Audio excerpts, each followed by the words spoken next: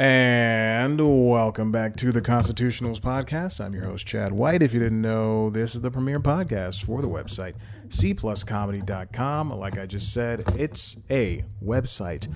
Go there. We're back at we're back. Sorry, I just got some food in my mouth. Let me just finish it.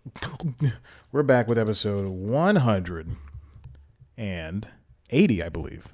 Let me scroll down. Yep, 180. Here we go. We're doing this. Still on time. It is the day this episode's supposed to come out. I could not do anything last night. Again. What did I do last night? Nothing? I think. Yeah, I'm pretty sure I did nothing. I don't know why I couldn't record. Yeah, I'm 100% positive I did nothing. In fact, I remember watching a lot of, this past week I've just been watching a lot of game shows. I've been trying to catch up with Weakest Link. Which is the NBC is following ABC's lead and rebooting all of its game shows. So I've been catching up on those. It's same thing for Who Wants to Be a Millionaire on ABC. Great shows, truly great shows. Last night, I know what I did last night. I worked out and then did some yoga. I did a 2-a-day yesterday. Actually, you know what? There's huge storms here in Atlanta. And also in Louisiana. But here in Atlanta, because of the tornado or hurricane, there were huge storms. And so the power was going out around 4 a.m. Usually I wake up at 5 o'clock to go to the gym. So I woke up at 4 because the power went out and my sleep noises went off. I'm a very light sleeper. And so I went to the gym knowing that the power was going to be off. But the power came back on here like almost instantly. But knowing the powers might be off, I went to the gym and lo and behold, they were off. But I went and the front desk guy was like, "Hey, come. I mean, there's 5 people in here. So if you want to work out," and I said, "Great." Thursdays are my boxing day. So I got to box in the dark. Obviously they had security lights. But that was really cool for it to be these, Blade Runner-esque neon blue lights and, sparingly put up around the gym, where I could just box, and it was sick. It was so, I never say the word sick. It was so sick to be able to just box in the dark like that. I look so cool. And I did take photos. Like I'm sure people did do that because I went onto the Instagram of the gym this morning and saw that people took videos of themselves squatting in the dark, which I would not do. Also, really bad form on some of the squats. People do have bad form in the gym, and I don't think, and they look in the mirror. I see people look in the mirror all the time. I try to avoid the mirror. You don't need it. You can make an argument that looking in the mirror can help you with your form, but it doesn't. You should feel it. You should be able to feel that you're not doing whatever you're doing. Anyway, I got to move on because there's a lot of stuff on the docket today. Why did I look at the iPad? I need to look at the Notion. I'm using Notion for the constitutional stuff because I can just click on links. Oh, last night. I know when I was working out. So last night I was working out. I turned on Shepard Smith from Fox News. Is the camera lopsided? It looks lopsided. Shepard Smith from Fox News left Fox News last year, and it was announced this summer that he was doing a show with CNBC just called The News. And, if you don't pay attention to this stuff, you just think, oh, okay, this guy is a douche from Fox News. He's probably racist. Look at what NBC, again, did with Megyn Kelly. Like they knew she was going to be problematic, and then she came on, she didn't have good ratings, and then she said some problematic things, and they just ousted her. What makes this different? So I had that going in, and I said it was like 5:30, and I said, you know what, this is coming on. I'll just turn on Mad Money and I'll watch Shepard's show. So usually in that slot they air episodes of Shark Tank. Because usually by the end of Mad Money, everything's over. Or maybe it was 6:30. Yeah, because I think Mad Money was at 6 o'clock, whatever. None of that matters. Anyway, so the news with Shepard Smith is a show, Shepard Fox, because he was on Fox News since it started in like 96. So this guy is Fox. But he had rather, when he was at Fox, he was kind of like the person on the outside. At the end, he was sick of, all of this editorialized stuff. He wasn't reporting the facts, or he was challenging the network to report the facts. And so he just stepped away. And now he's doing this show where it's just straight up news. Like, this is CNBC's only news show. They're not talking about stocks, not talking about bonds. It's a news show. And he's using correspondence from CNBC. He's using correspondence from NBC News. And while that may sound like it's bland and boring, like it's just a straight up news show on CNBC, it is. It doesn't have the cable news stuff that a Fox News show had. Or I turned on Chris Matthews a little bit before bed last night. It doesn't have the MSNBC, the CNN. It doesn't have that kind of feel to it. It feels like a cable version of PBS NewsHour, and that's a great way to put it. So it's called The News with Shepard Smith, and I did add a link to it because I had to look up why would they hire this guy. And this comes from the New York Times, written by Michael M. Grinbaum. And the headline is Shepard Smith, Fox News apostate, is starting over at CNBC. And it's just a profile on Shepard during this coronavirus pandemic time. And the show, I believe, started in October. Yeah, in early October. So this is his first month of the show. And, you learn a lot about this guy. Like, I learned that Shepard Smith is gay. No idea. I had no idea. Obviously, it's not my business. Not your business either. But he's gay. And so he's a gay, I assume, Republican over there reporting news on Fox News for as many years as he was doing that. But now he's over at CNBC, and that's not to say that gay people are, the good people. The neighbors at my last place were horrible. They were part of the queer community, and they were just the worst. They would sit around, doing drugs, smoking all day, and not work, and they would party at night. So, anyway, but now, so the tagline to his show is all caps: the facts, period, the truth, period. And it comes on at 7 p.m. So that's what he does. And his show, and this new show, The News, which is a stupid title. He has nothing negative to say about Fox News, which I thought was interesting. But this new show gets a fraction of the roughly 2.5 million viewers who watch Fox News at that hour. Before he left Fox News, Mr. Smith averaged about 1.3 million viewers in his 3 p.m. time slot, outranking CNN and MSNBC. And we know that Fox News is the most watched cable channel of the year, which is great for them, but horrible for everybody else. He doesn't want to reinvent the wheel, but people have been watching the 6:30 newscast from CBS, ABC, and NBC. So NBC News, ABC News, and CBS News, and those are great. Those are good for what they are. But I think he's just trying to capitalize on that kind of freedom that's going to be allotted to him to actually tell the news the way that it should be told, which is via the news. So for now, I think it's a fine show, and it's not going to give him any room to, because he was throwing two stories over and over again, and I guess he was kind of like, I was going to say pundit, but that's not right. That's not the right term. He's the head figure, and then everybody else, is around him, helping him tell the news. So speaking of pundits, there's not going to be any pundits there. He's not going to talk to people. He's just going to give the facts.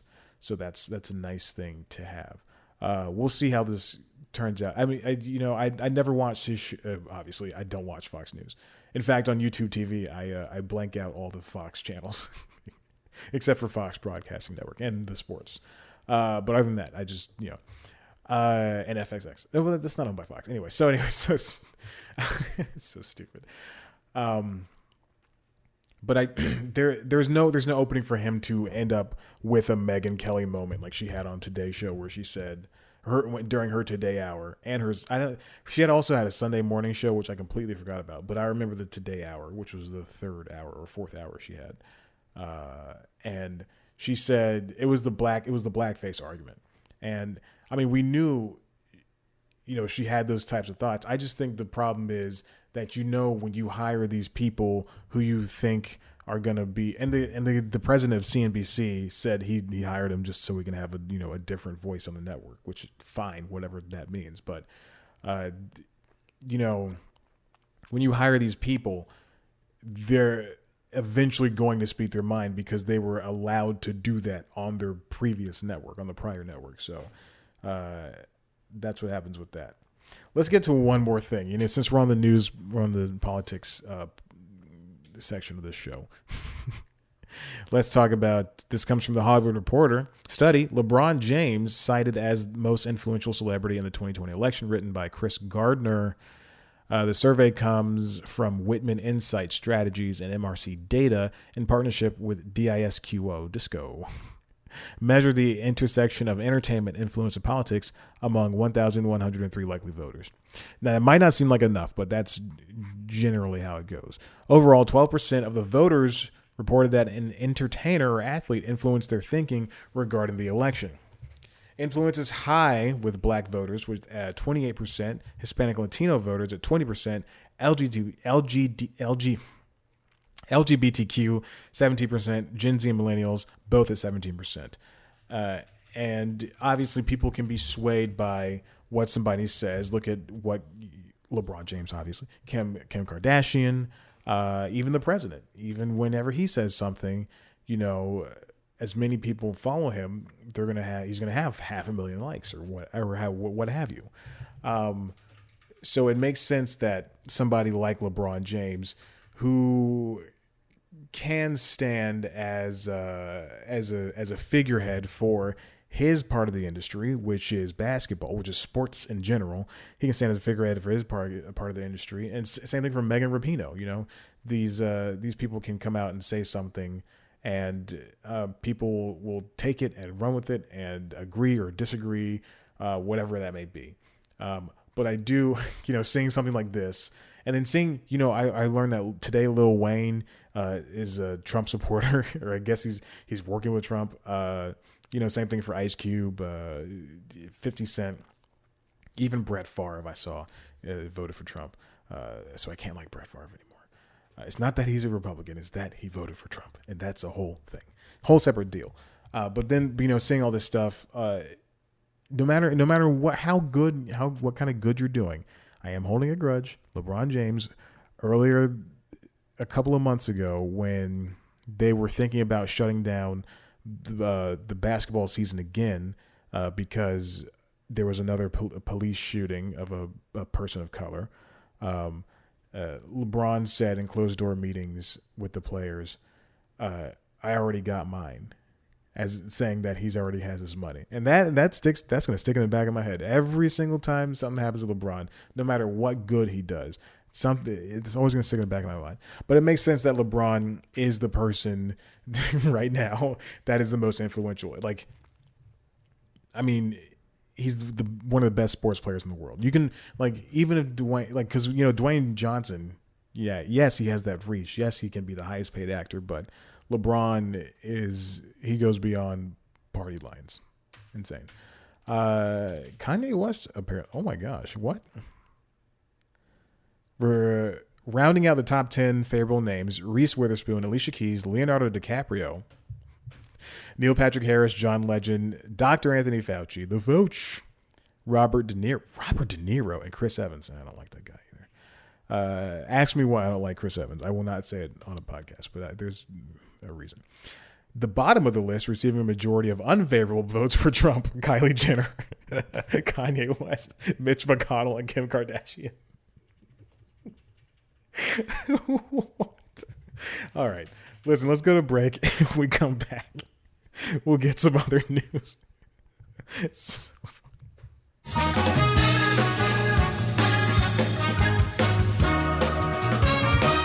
And we're back to the show. You know, I didn't do that little noise I usually do when we go to break. Nope, let's press play. I got a candle going on over here. I got a wax melting in the wax melter. It smells good. I just came off of a therapy session, so that's the reason why those things are lit. And I just said I finished. And I said, you know what? I'm gonna knock out this podcast while I still can. I don't know why I got into a laughing fit at the end of that last segment. It just doesn't make sense to me. Those people were so low. Okay, this comes from The Verge. Ubisoft is getting serious about PC gaming. I'm going to move these around. I wonder if I can do that without messing things up too much. Notion is a great note-taking app, but if you don't put in the time, then you're going to get a lot of... it's going to be difficult to use. All right, listen, I've mentioned this before, but if I am a regular reader of your website and I turn off ad blocker, I don't want to see full page ads or full header ads. I don't want to see any of that stuff. Just give me the website. Jesus, you're getting the money. Uplay Plus subscription service rebrands. Oh yeah, it's Ubisoft Plus. Expands to Stadia and Luna, which is Amazon's game streaming platform. So I guess Ubisoft's Uplay had a PC subscription service where you can get all of the latest games from Ubisoft. But now, they're going to have the new Assassin's Creed, the new Watch Dogs. Oh, wow. For $15 a month. That's amazing. I'm not a PC gamer, but that's amazing. That also explains why all the reviews I read this week were for the PC version. All these subscription services are it's insane.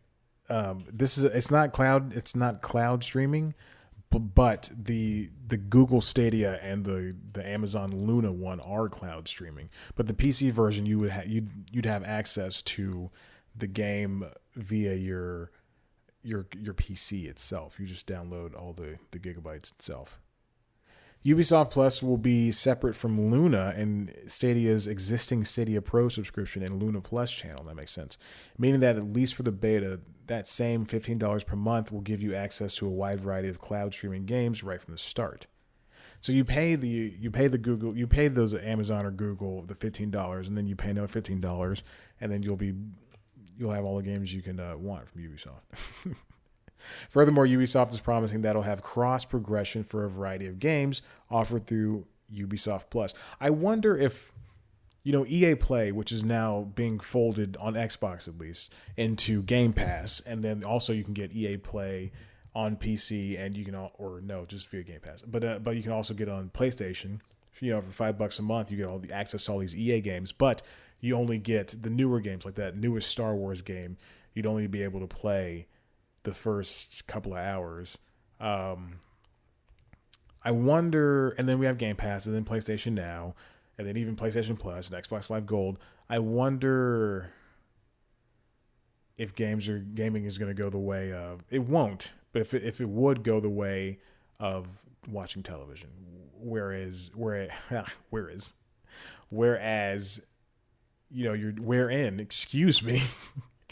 just watching.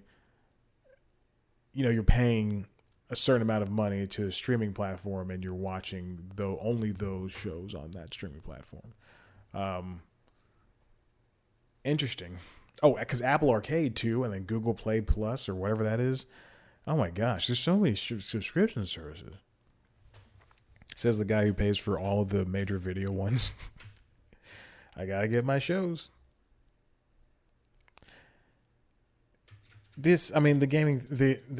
gaming cloud thing is I don't know if that really works for gaming right now, but I've never tested it out. Okay, this next thing comes from Spotify. Spotify users are stacking up. And now Spotify, written by Steve Dent, Spotify is adding users faster than it thought it would. It now has 320 million active and 144 million paid subscribers, miles beyond its rivals. this okay. So right now we're about I don't know what's getting wrong with my throat. Right now we are about to about to enter Q4 of the fiscal year, and so Q3 is ending, and all of these reports, which is the last part of this episode, are coming out, and we've had some pretty bad what people are calling the COVID-19 slumps, related slumps for these first 2 quarters because of the pandemic. But now, even if the economy is going up and down as it has been in the past couple of months, digital platforms are prevailing. I believe last week it was said that Netflix missed its subscriber numbers, but it's still doing hot. And so you can even see that Spotify is killing it truly for a music streaming platform. Apple Music, Amazon Music has 55 million subscribers. Apple Music has 60 million. I would be surprised if YouTube Music has anything. Has anything but 7 people, me included.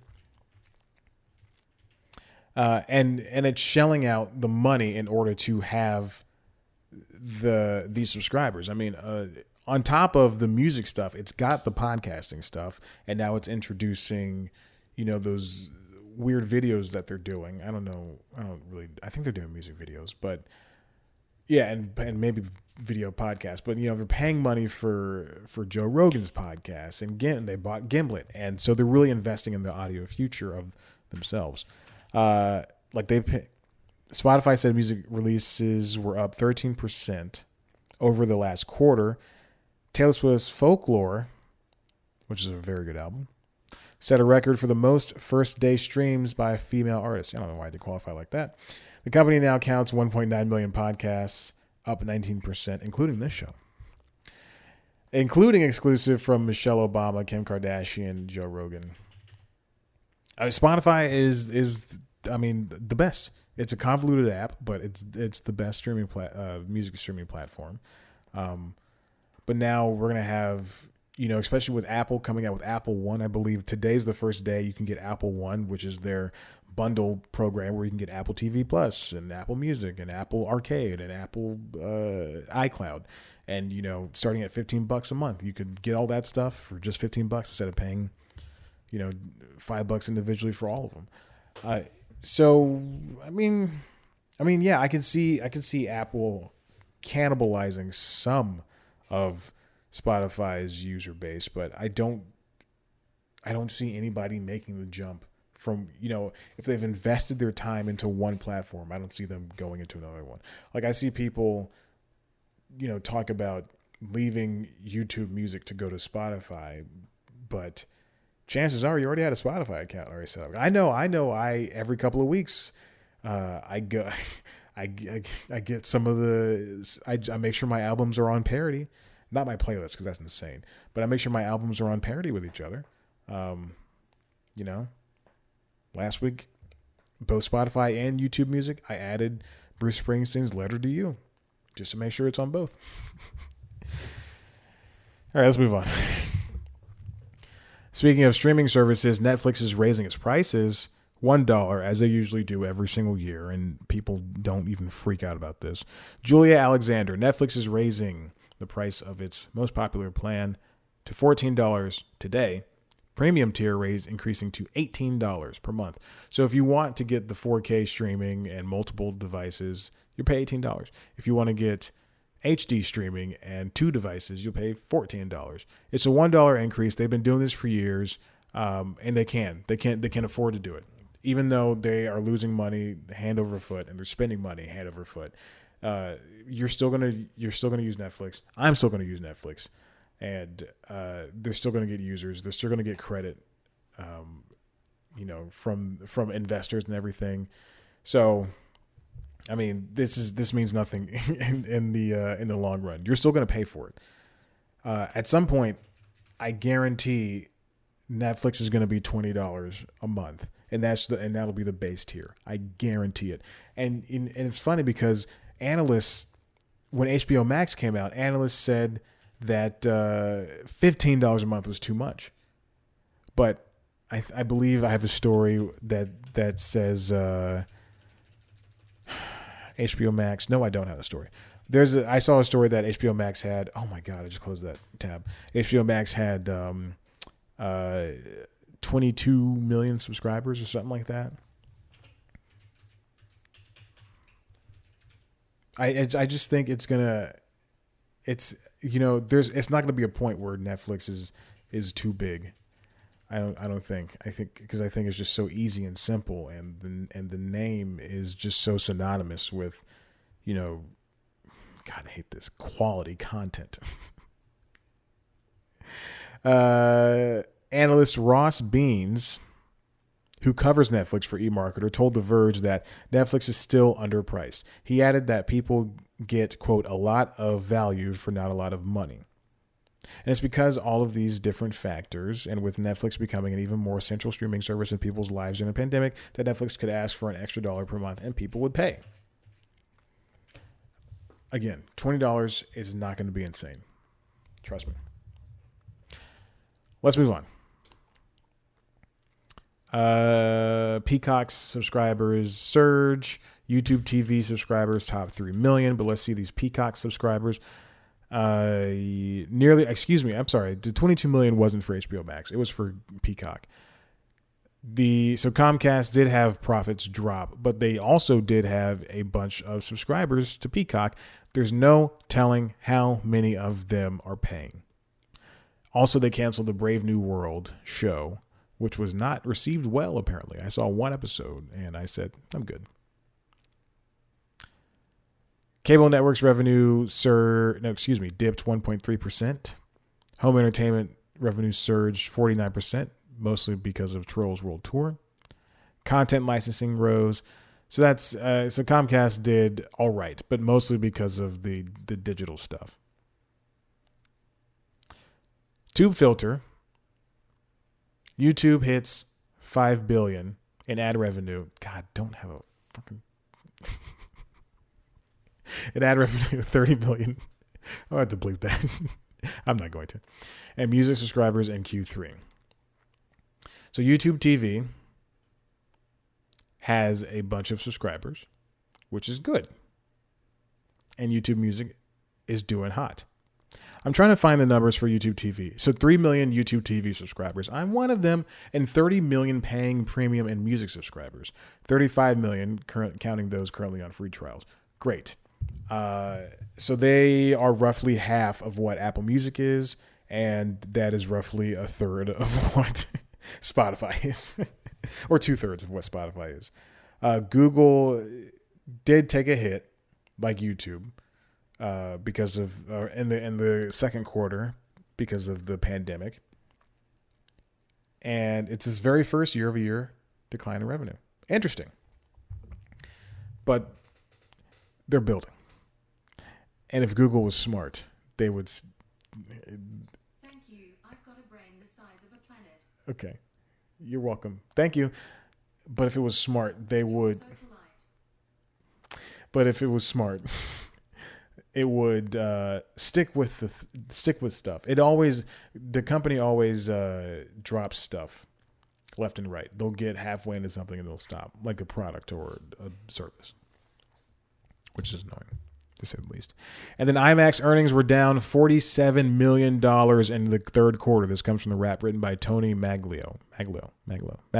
That Deadline piece, I didn't say who that was written by, and that's going to bother me if I don't say anything.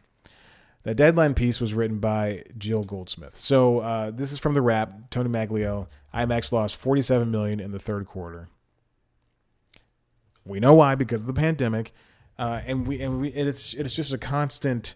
We see this. These companies are going to lose money left and right because of the pandemic, and that's part of the reason why I don't know if it can happen with IMAX, but that's part of the reason why the theaters are asking for a bailout from the government, because they can't survive if they lose money left and right. Why am I saying that? Well, they lose money because of something they cannot control. Wall Street had forecast a loss of 30 cents per share on $29.68 million in revenue, according to the consensus estimate compiled by Yahoo Finance. IMAX actually reported a loss of 75% per share on $37.3 million in the revenue. I didn't want to continue on doing that. I just thought that was very interesting. We got to find a way to get the business fixed, and the same thing goes for Broadway as well. We got to get these things together. Listen, if you like what you heard here, I don't know why you would. Head on over to the website, cpluscomedy.com, where you can see me talking to your favorite comedians. I got 2 interviews coming up next week, so for the following week, they'll be ready. You can follow us on Twitter and Instagram. Oh, if you want to see a video version of the show, head to youtube.com/cpluscomedy. Oh, I have a hanging Chad costume from How I Met Your Mother. I made this. I thought it was cute. It's a deep reference in How I Met Your Mother. I think you should check it out. Happy Halloween, by the way. I'm not doing anything for Halloween. I just made this costume for my benefit. You can youtube.com/cpluscomedy to see a video version of this. Also, that's where we keep oh, the hanging Chad wasn't hanging. That's also where we keep News Time. News Time is the premiere show. I take one story and I dive right into it. It's like The Daily Show, but less funny. This week's episode is about, let's see if we can do this before the camera shuts off. The camera's going to shut off in any second now. Quibi. Quibi is calling it quits. That's what the episode's called. Quibi calls it quits with a Q. And it's a good episode about Quibi. Final episode about Quibi, too. Yeah. Twitter, Instagram, @CPlusComedy. Me on Twitter, Instagram, @ChadBlackWhite. Like us on Facebook. Listen, rate, review, subscribe this show wherever you can. Thank you. Goodbye. All right, come on.